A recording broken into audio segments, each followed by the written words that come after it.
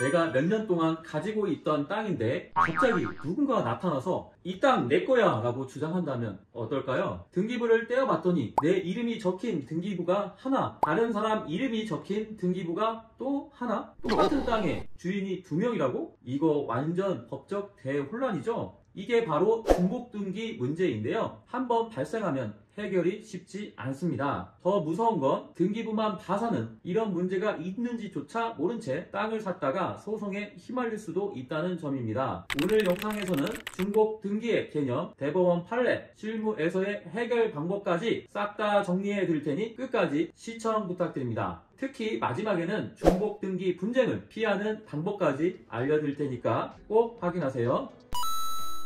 안녕하세요. 부동산 전문 변호사 법률사무소 정금의 박순대 변호사입니다. 중복등기란 왜 생길까요? 중복등기란 동일한 부동산에 서로 다른 2개의 등기부가 존재하는 상황을 말합니다. 부동산 등기는 원래 하나만 존재해야 합니다. 이를 1부동산 1등기 원칙이라고 해요. 그런데 현실에서는 2개의 등기가 존재하고 각자 다른 사람이 소유권을 주장하는 상황이 발생하기도 합니다. 그럼 중복등기는 왜 생길까요? 첫째, 전쟁이나 화재로 인해 국가의 등기 자료가 소실된 후 복구 과정에서 잘못된 등기가 만들어진 경우입니다. 둘째, 토지를 합병하거나 분할하는 과정에서 행정 실수로 인해 중복등기가 발생하는 경우입니다. 셋째, 오래된 관공서의 착오나 기록 오류로 등기가 중복 생성된 경우입니다. 중복등기 대법원은 어떻게 판단할까요? 대법원 판례를 보면 이 문제가 어떻게 해결되는지 알 수 있습니다. 대법원은 중복등기 중에 먼저 이뤄진 보존등기가 원인 무효가 아닌 이상 이후 등기는 무효라고 판시하고 있습니다. 즉 나중에 만들어진 등기는 아무리 정상적으로 보이더라도 원래 있던 등기가 유효하다면 후발 등기는 무조건 무효입니다. 이게 바로 1부동산 1등기 원칙을 지키기 위한 대법원의 기준입니다. 중복등기 후 10년이 지나면 내 땅이 될까요? 민법 제245조 제2항에 따르면 10년간 평원 공연 선의 무과실로 점유하면 등기가 무효라도 소유권을 취득할 수 있어요. 그렇다면 나중에 만든 중복등기라도 10년이 지나면 내 땅이 될까요? 정답은 NO입니다. 대법원은 이미 유효한 선행등기가 있는 한 나중에 만들어진 중복등기로 인한 취득시효는